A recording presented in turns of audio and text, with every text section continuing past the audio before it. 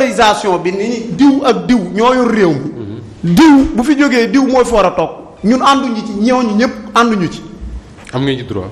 kon donc ñooñu la mu wax ni te bientôt di ngeen dégg la déclaration officielle de maître Moussa Diop pour élection présidentielle. Il sera candidat. Personne n'est plus présidentiable que Moussa Diop. Personne que Macky Sall non xaaral personne. xam nga bu nu duggee ci ay subjectivité jërëjëf ñàpp dugg ci wax ni. waaw yow xam nga li ma la bëgg a wax. xam nga bu nu duggee ci ay subjectivité amul kenn ci candidat yi ñuy wax koo xamante ni. def nga ci réew mi nag dëgg-dëgg def nga ci réew mi loo xamante ne Moussa Diop defu. lu def dem digg. non c'est mais candidat yi ngay wax nee ma diw lii la def. non man waxumay candidat. non attendez nee ma diw lii la def non xam nga tamit gars yi débat bi mën nay wax. l'exemple vivant di nga ni nit yoroo joxoon nañ ko lii fii la ko yóbbu. prenons Idrissa Seck il a refait Thiès. loolu ak chantier de Thiès saa yi bàyyil foofu Idi moom bàyyil loolu. mais daal leeral si biir moom léegi affaire am leeragul. non mais. sunu kii bi ñu di ko. suñu kii ba. léegi ma kii de. li am solo li am solo. li am solo. wuy ma duma kii de. li am solo non yow sama jigéen nga. duma la ñu daaneel parce que Yoro mi ngi lay nuyu Yoro Seck mi ngi lay nuyu. waaw sama c'est mon ami c'est mon frère. par élégance. ñu daaneel damay sóoraale loolu. donc li am solo ba am solo. mooy. lépp loo xamante ni l'intérêt Sénégal daf ci aju. ñëpp war na noo mën a daje. homme d'état dëgg-dëgg xolam waru ko utiliser. sa tête lay utiliser. xolam aussi warul féete fii mais fii lay féete ci bopp bi lay nekk. loolu la Moussa Diop prôné nit ñi nañ dépassé yenn yi. diw tooñoon na ma comme li nu daloon ci Khalifa Sall dans Yewwi Askan Wi. Moussa Diop avait parlé de caisse d'avance. donc bu fay ci bu ma ko dugal ci liste yi. xam nga yooyu. Khalifa Sall a nekk bu toll. Pape Sane dafa am beneen débat peut-être xam naa ne ci loolu la ñuy jeexal malheureusement on ne pourra pas revenir sur le conseil des ministres décentralisé waxtu wi tënk nañu baax a baax. Pape dafa am benn débat boo xam ne je voulais qu'on évoque ça ici ou discuter ci avant ñuy dem.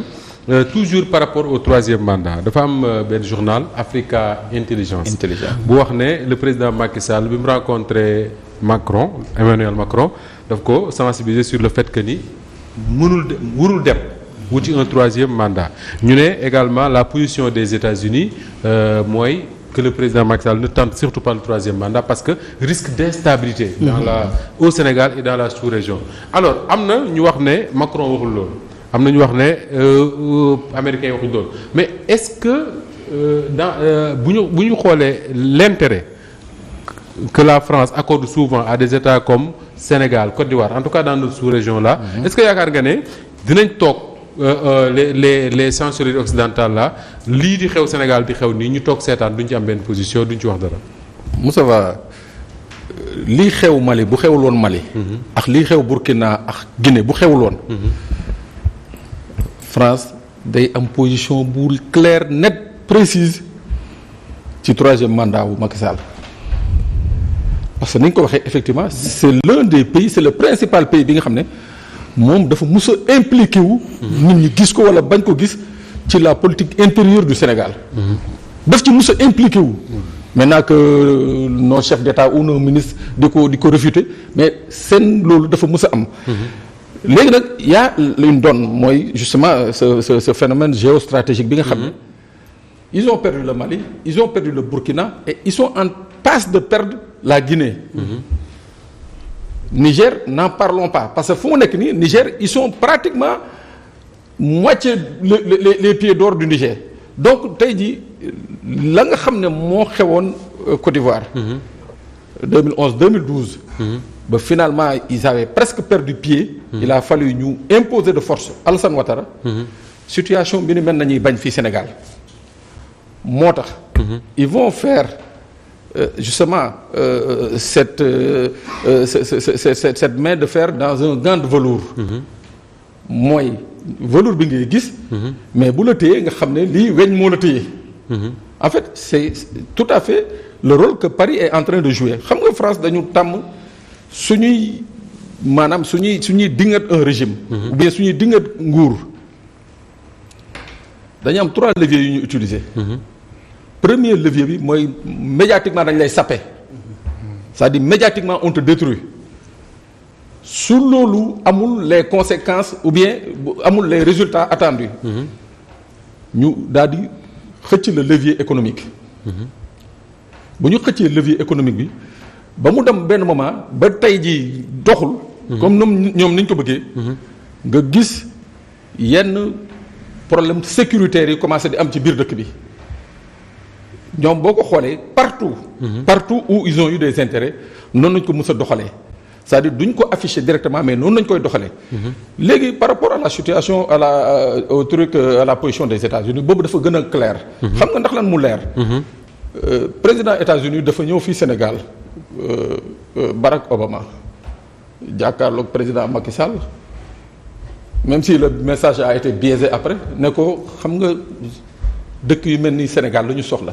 des institutions fortes parce que dafa mel ni que Barack Obama dafa amoon benn vision sur vraiment ce que préparait le président Macky Sall donc tey jii boo jëlee lii Barack Obama waxoon nga gis tey jii seen ambassadeur sortie bi mu def ak le département d'État sortie bi ñu def ci Sénégal mooy que am nga li nga xam ne duñ ko wax mu jëpp dem kaw mais daañu junj ba pare ci suuf utiliser les canaux diplomatiques nécessaires pour xamal njiitu réew mi ni que quelle que soit la situation bu dégénéré le seul responsable parce que ñoom yooyu duñ ko nëbb le seul responsable mooy moom xam nga dafa am li ñuy wax les notes verbales en diplomatie notes verbales yooyu nag souvent ñun duñ ci am accès et tout mais daañu ci am ay écho notes verbales yooyu ngay gis ñu saisir le ministère des affaires étrangères ou bien saisir l'ambassadeur bi nekk New York wala bi nekk Paris ne ko nag li yëg lii nañu am ci information ci réew mi te nous ne comptons pas rester des est-ce que ça veut dire que ni ñoom ces puissances là dañu am seen ay disons seen renseignement ci biir suñu réew yi pour xam par exemple sénégalais yi lan la ñuy sentir lan la ñu bëgg si l'élection devait se produire tey vote sénégalais yi fan lay jëm par exemple est-ce qu'ils font ça mais Moustapha quand l'ambassadeur des États-Unis invite Ousmane Sonko à la fête d'indépendance des États-Unis c'est pas anodin pourquoi invité wul keneen parce que ils ont des données claires nettes précises sur le jeu politique au Sénégal effectivement ñoom ils ont ce qu'on appelle des services de renseignement qui soit la logique diplomatique voudrait que services de renseignement yooyu donc ay services yi nga xam ne c'est des services qui sont on appelle ça couverte mooy maanaam tu fais dans l'information Moustapha Diop bind na ni ci Walf Mame Birame bind na ni ci lii ainsi de suite mais ci suuf également ils ont leur relais ils ont leurs sources parce que Mame Birame xam nañ dara bi mu bindee ci ñoom dañ koo convoqué pour ma wax la wax la woon non pour ma wax la wax bu gën a leer chinois yi waaw pour ma wax la wax bu gën a leer ko ñëw bëri histoire tey boo jëlee ambassade des États-Unis il y a un agent des renseignements du Sénégal bi nga xam ne day liggéey ak ñoom c'est un agent de liaison kooku ñoom lu ñu soxla ci waajooju lañuy jaar pour am ko mais kooku c'est la partie officielle mooy comme tey jii man bu ma soxlaa dara wal fa ñëw ci yow wax la ko mais am na la xëy na li nga xam ne su ma leeree ni ko doo ma ko waxee doo ma ko wax franchement ma jaar ci Issa am xam ko donc voilà pour confirmer pour répondre à ta question. D'accord. Il y a des services de renseignement qui leur permettent d'avoir tout. Pape Makhtar est-ce que nous les Africains bëgguñu une chose et son contraire mooy divorce entre ces grandes puissances avec sunu pays yi nga xam ne mooy pays yi nekk Afrique ba pare à chaque fois ñoom ñu di leen jox crédibilité bu ñu interféré woo ci sunu ay élections mooy comme article bi nga xam ne moom la waa intelligence bind ci li nga xam ne moo di li concerné Sénégal est-ce que loolu du wane que ni quand même ñun li ñu bëgg daanaka du ma ne mënul nekk mais nekkagul. déjà ñun nos pays ba de 1960 à maintenant exceptionnellement à part certains leaders ñun suñu pays yëpp nous sommes à l'âge du biberon nañu waxante dëgg c'est-à-dire que ces ingérences là il faut que ñu accepter ko parce que saa yu ñuy dem di uti nguur gi daañu dem bitim réew joxe fa ay gages ça moom c'est de bonne guerre daañu dem joxe fa ay gages qu'est-ce qui a fait chuter Moustapha le parti socialiste le tout puissant parti socialiste mooy bi ñu accepter bi opposition sénégalaise dem Palais Bourbon marche Palais fa yaa ngi Bourbon. rappelé cette fameuse Palais Bourbon manifestation contre Abdou Diouf. foofu la dégénérescence su régime socialiste commencé. Mais ci loolu il y a eu pas des accords secrets mais il y a eu des ententes formelles yi nga xam ne. tax na bon ingérence boobu doo ko gis mais c'est des ingérences qui sont réelles ah c'est-à-dire ñoom dañ fi am ay intérêts yi nga xam ne au niveau politique et en raison des conventions. Mais est-ce que c'est pas le monde qui est ainsi fait? Est-ce que c'est pas normal que une puissance comme la France bu amee ay intérêt au Sénégal muy surveiller ce qui se passe au Sénégal? Est-ce que c'est une menace pour notre indépendance? Je sais pas. Non, moi je considère pas que c'est une menace. Oui. Je dis que moi je dis je considère pas parce que on les a laissés défendre leurs intérêts. C'est à nous maintenant de faire en sorte de défendre nos intérêts devant eux. Très bien. Papa Matar, est-ce que ces positions-là affichées wala non affichées des partenaires du Sénégal yu mel ne États-Unis que France ak yooyu mën na impacter sur ce qui va se passer dans notre pays ci les prochains mois? Non, je ne pense pas parce que bu ñuy fàttaliku aussi 2011 2012 Abdoulaye Wade convoqué woon ambassadrice su